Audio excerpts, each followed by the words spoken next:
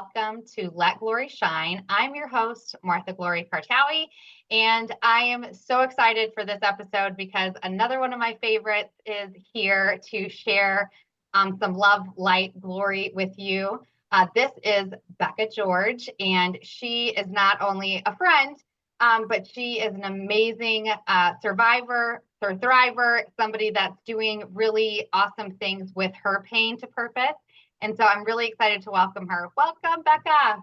Hi, thank you so much for having me. I'm so excited to be here. Yes. So we share, when we met each other, we both recognized each other's light, but I think I also recognized your trauma or your pain, because that's what happens when you are on a healing journey. And we clicked immediately. Something that I saw in you was the raw authenticity of who you are, and just you're unashamed about who you are and who you're becoming and where your shortcomings are. And that was so just amazing to me to be able to see somebody so like firmly planted in who they are, who God says they are, because I talk about that a lot, right? And so I wanted to honor that, being that was the first time I met you, which is just a year ago, a little over a year ago. So talk to me about, how did you get to become this confident, beautiful, God-loving person, and understanding who you are and who God says you are? Yeah, so it's been a journey. It's been a process. It definitely was not something that happened overnight. I struggled a lot with self-esteem growing up, just like hating myself to the point where I couldn't look in the mirror. Absolutely hated everything that I saw. I was over like 330 pounds at my heaviest. I just loathed everything about myself. I was in and out of domestic violence situations, bad relationships, things like that. And because whenever you don't value yourself, you let other people not value you, right? And so I had kind of had that as a pattern. And a lot of times we go through these cycles, right? And we end up in the same patterns of behavior time and time again. So I was in those patterns of behaviors with, poor relationships and getting treated poorly and things like that.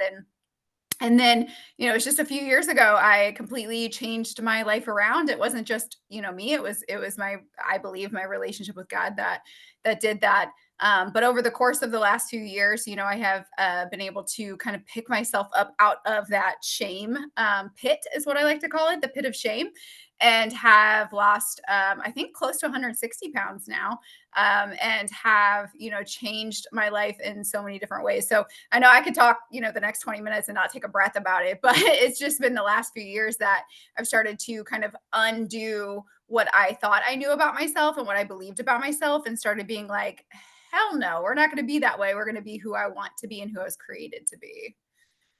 You've shared so many nuggets that I resonate deeply with. One of them being looking in the mirror and seeing the reflection and despising the reflection that's looking back at you, right? Like that was a real thing for me for a long time. And when you look in the mirror and you don't recognize that person, or you don't like that person, or you don't want to be that person, it's really hard to switch that off and be like, I'm going to love her. One day I'm going to love her, right? Like that takes work, and that takes understanding that there's something bigger than yourself to help pull you out of that pit, like you shared, right? And for me, it was having to look in the mirror day after day when I was doing this challenge with my life coach, and having to look at myself over and over and over, and hating every single day, every single moment, until God literally like infiltrated into my mind and said, you have to see yourself the way I see you.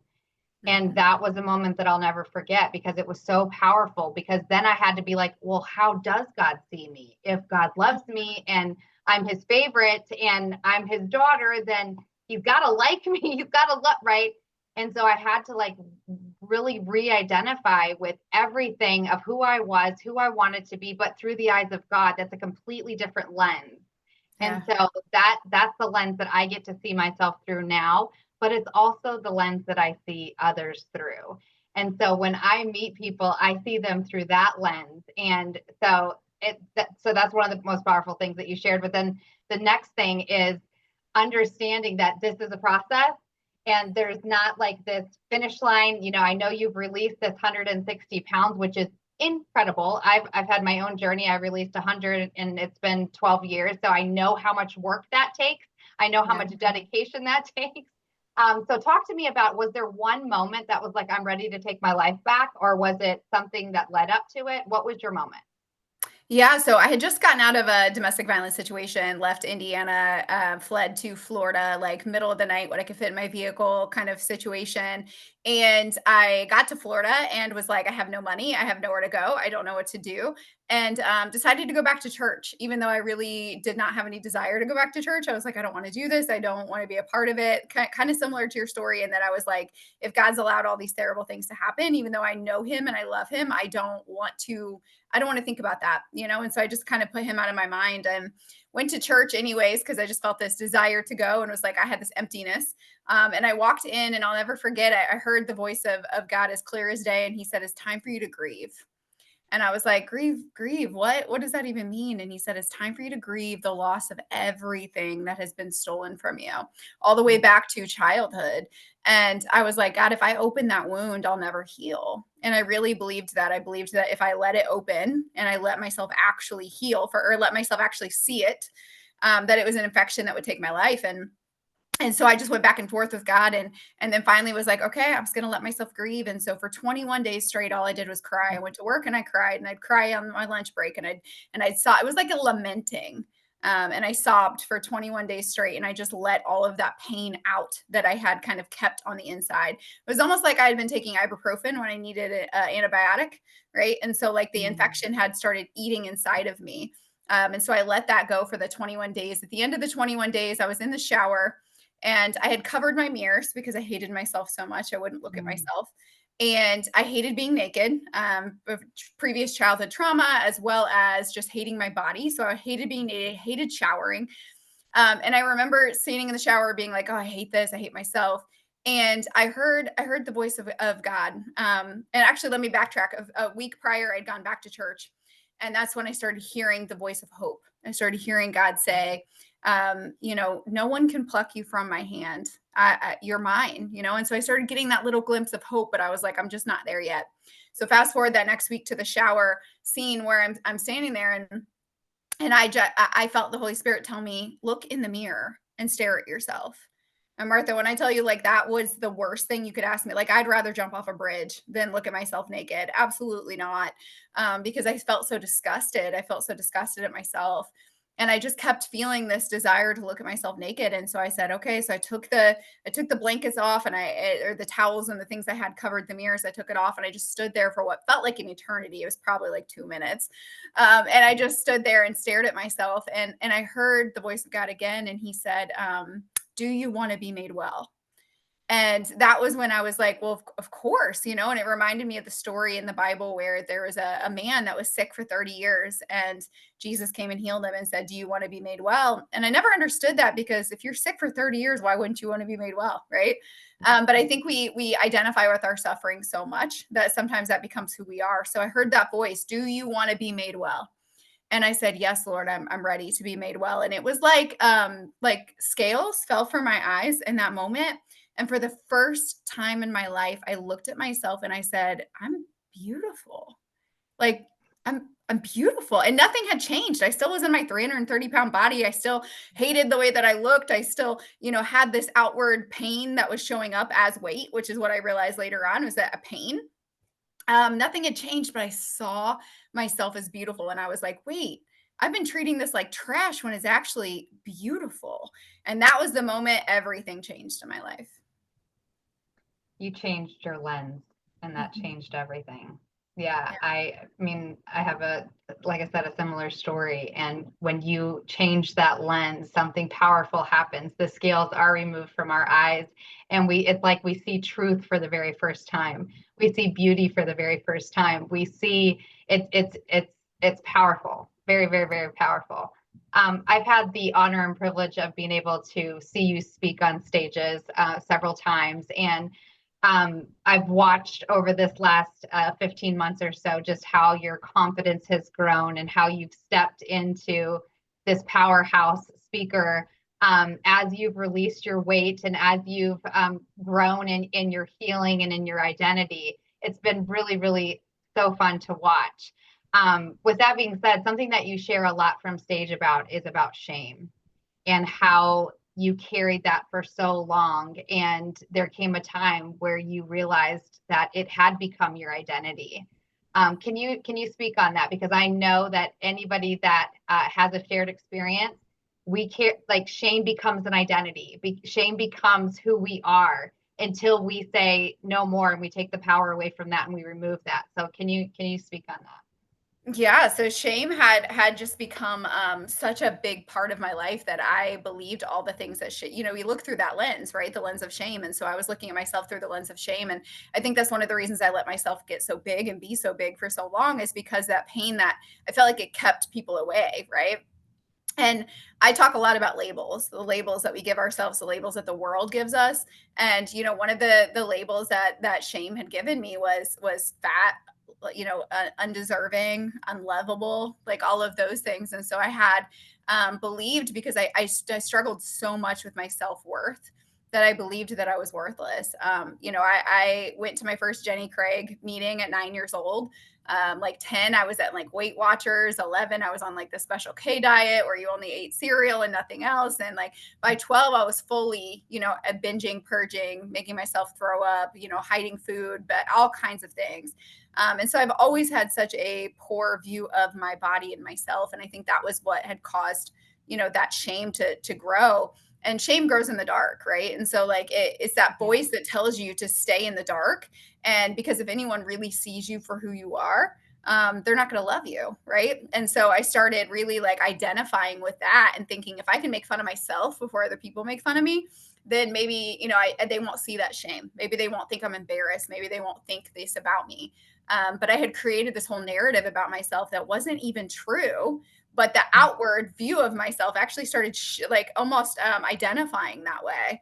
And I started realizing like it took time for that to fall off and realize that that's not who I am.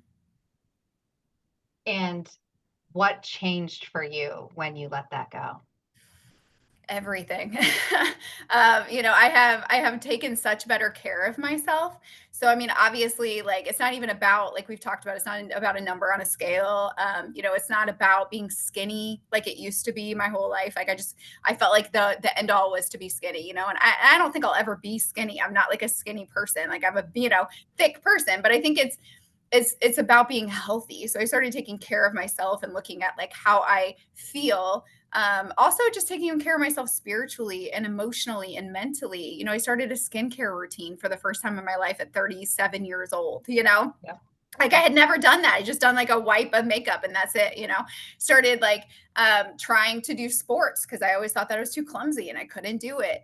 And, I started businesses and I started a 501(c)(3 and I started doing these things, traveling and speaking. I've never been a speaker. And I've always been comfortable being on stage, but only as someone else. So growing up, I did theater and I was really good at it, but it was because I could be anyone else. And if you don't like me on stage, you weren't rejecting me, you were rejecting my character. And so when I stepped into the person I am now and I go on stage as Bekah, like it's like I'm facing that fear of rejection. And I'm like, I don't care if you like me or not. I'm using my voice and I'm using for something powerful. Thank you for watching Prospera TV Network. We hope you're enjoying the show. We'll be right back after this commercial break.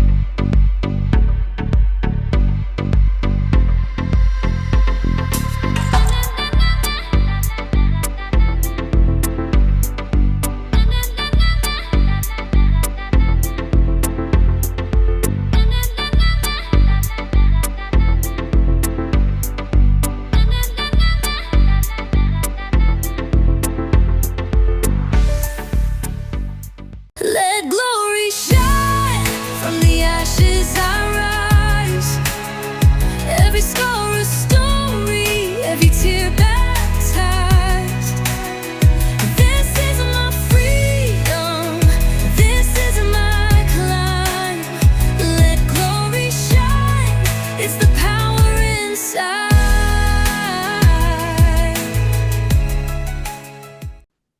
Powerful indeed. Powerful indeed. The idea of being able to choose our identities and the ones we decide to continue to carry and the ones that we let go has been a very pivotal for me, right? And oftentimes we don't realize that we're carrying labels that weren't ours to begin with. And you shared a little bit about that, and I want to dive a little bit deeper into that because I think it's important. When we start seeing ourselves through the lens of God and who God says that we are, you have to question everything about what you've thought about yourself. Yeah. And often you have to unlearn all of the things, and you have to unclaim, and you have to like unf, right? Like you have to like literally go back and say, do I believe this about myself, or is that something that somebody else told me I was and I adopted it and I took it as truth, right? And oftentimes those labels or those identities can come from the people that are closest to us, right? They can come from your parents. They can come from, for me, it was the cult leader. For me, it was the community that I grew up in, right? But those are the people that we trusted the most and that we loved the most, and gave me the worst identities and the worst labels, the fat, the defiled, the never going to amount to anything. Those were the labels that the people that I loved the most gave me, right? And so as I started owning who I was and who I was making the choice to be, I had to be like, okay, do I believe this about myself? Do I believe I'm unworthy? Do I believe I'm ugly? Do I believe I'm defiled? Right? And like you said, then you start removing those labels one by one. And what happens is almost like a rebirth. Yeah. And it's like, and that's what it felt like for me, was like a rebirth of like, wow, I feel lighter. My skin looks brighter. And I like it all does, it all is connected, right? We talk about, once you made the decision, then suddenly you cared about your health, you cared about your spirituality, you cared about your mental health, right? All of those things, because they're all connected.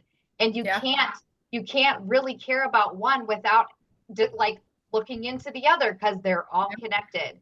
And for me, when I made that decision of changing the lens, then I was like, okay, now I have to be a steward of what I've learned.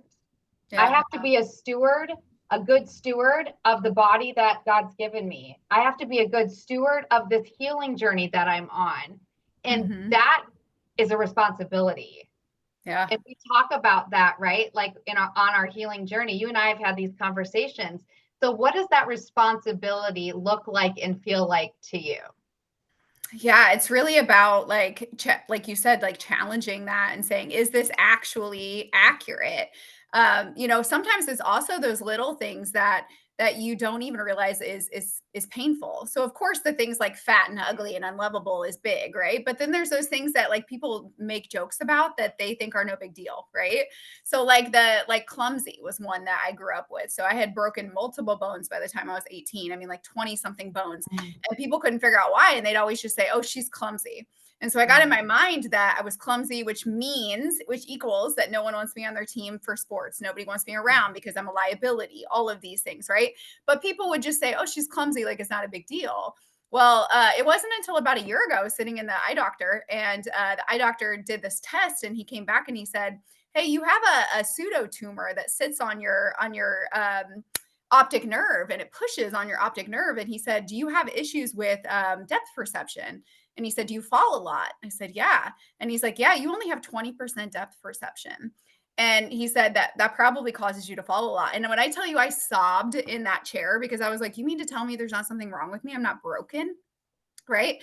And so there was something that was healed in that moment. And so I think the responsibility Mm. comes from recognizing that there's things that we've taken on, whether they're like knowingly or unknowingly, or people have spoken over us or whatever, that we've accepted and believed about ourselves that isn't even true. I'm not clumsy, right? Like this is an issue that can actually be explained by science. Like this makes sense.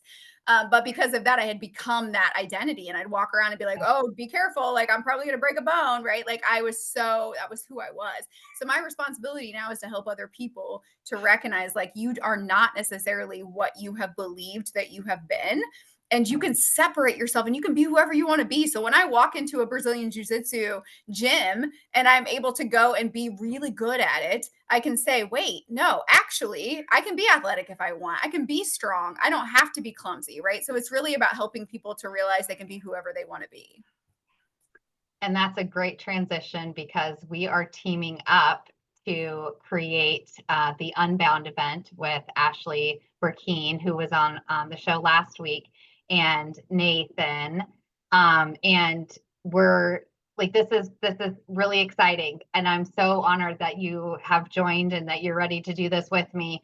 So talk to me about why this excites you and what people can expect. Yeah, I'm so excited about this event because it is like healing is such a huge part of life that a lot of people never experience.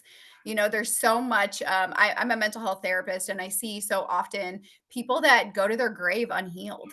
And it's not that like healing is a definite position that you're in at one point, but it's a journey, right? And a lot of people never actually take that step. They stay in their brokenness. Yeah. And when you're in brokenness, you make decisions out of brokenness, right? The broken decisions. And so I'm really excited about helping people to own their story, to hear their own voice, to have that power that comes from their voice, and recognizing whether it's something small or something big, like big T or little T trauma, it doesn't matter. We've all been through shit.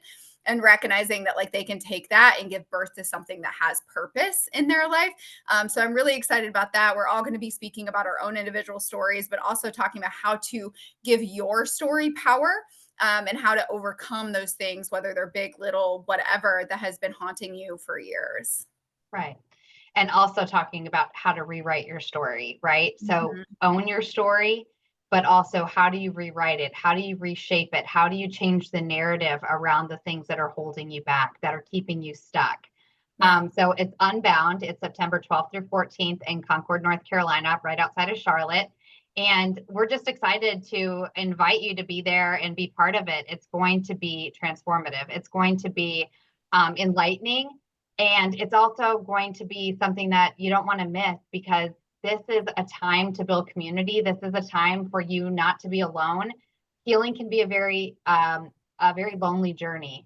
Mhm. And that was one of the biggest reasons that this mission was put on my heart, and that this passion to do this event was put on my heart, because my healing journey was very lonely, and I didn't have anybody to kind of be my cheerleader or to take my hand and teach me next steps, right? But this is what the event is going to do. We are going to literally walk alongside of you. We are committed to the community. We are committed to anybody that's going to show up, because we've all had our own individual journeys, and all of us have a different perspective on what's worked for them, and what things are tools have been most expressive for them. And so it's really important for anybody that's ready to make the next step in their healing journey to be part of this. Is there anything that you want to add? No, I really want to, I think, just say that, there's some people I hear a lot who say things like, well, I've never been through anything major like domestic violence or, huge trauma, or like a cult, right? Or those kinds of things. And I just want to speak to those people who feel that way, but they've had little broken things that have happened that have caused them to feel less than, or, like imposter syndrome, or feeling not loved, or whatever that may be. And I want to say that this event is for them as well. It's really for you as well, because healing is not something that is black and white, right? And every person, we don't get out of this life unscathed. Every person needs healing in some way. And so I really just want to speak to those people as well. And then also the people who feel like maybe their trauma is too big to talk about. We don't have to go straight into the deep dive, straight into the deep pool. We can start small and start where you're at and where you're comfortable at, and start chipping away a little bit at a time. You're worth your healing. Like, that's what I want everyone that gets to watch this show or gets to come to the event. I want them to walk away with, I'm worth my healing.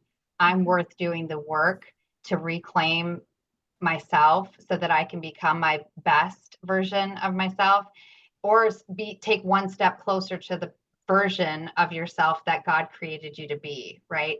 And like you said a little while ago, which is so powerful, is so many of us go through our whole life without truly knowing who we are, knowing our purpose, knowing our mission, knowing ourselves. Like, how sad, right? Yeah. And this has been a long journey for me. It's been a long journey for you as well. I've been doing this consistently for 14 years, and I'm going to do it for the rest of my life, because there's no finish line on trauma or healing, right? But at the same time, like, to know my worthiness, to know who I was created to be, and to get to go on purpose, like, do it on purpose, like, Yeah. is so awesome, and it's so exciting. And people talk about making your mess your message, and your pain your purpose, all of those things, right? Which can sometimes sound cliche, but it's so true. When you Yeah. can look back on the things that have happened in your life and be like, and this is why I'm doing what I'm doing now. This is Mhm. why I get to be a trauma coach. This is why I want to share my story so others can see their pain in me, right? So they know that they're not alone. That's why I want to create events. That's why I want to team up with powerhouses like you that have your own story, that we can unite and create community so that we can make a bigger impact. Yes. Absolutely. I'm so excited. Oh, I love it. And I love you. Yeah. So, Bekah, thank you so much for coming on Let Glory Shine. The last thing that I want to ask before I let you go for tonight, I appreciate your time. I appreciate you sharing so vulnerably and raw. And it's always inspiring to get to sit beside you and get to share. So thank you. So what does it mean for you when I say let glory shine? Man, it's really about letting the healing happen, right? And letting it shine from inside. There were so long that I was kind of dead inside, and didn't have a lot of shine in my eyes, and that those days are gone. And so, yeah, it's really about embracing that shine on the inside. The power within a sense. Absolutely. It's God's given us everything that we need. It's already inside of us. We just have to tap Yeah. into it. We just have to tap into it. We have to dust it off, and we have to reclaim it. So, Yeah. Bekah George, thank you so much for joining me Thank you tonight. for I having hope me. that you have a great rest of your evening, and join us again next week, same time, same station. Good night. Let glory shine from the ashes I rise. Every scar a story, every tear baptized. This is my freedom, this is my climb. Let glory shine, it's the power inside.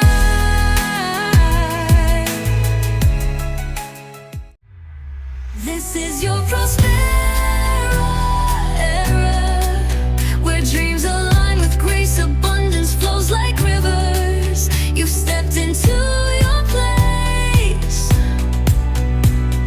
Rise, reign, and remember, you were born to shine. Welcome to your moment, Prospera, it's time. We hope you enjoyed today's show on Prospera TV Network. Make it a point to visit us on YouTube and catch all your favorite shows anytime you want. Interested in hosting a show of your own? Or advertising your business on our network? Contact Elena Rodriguez.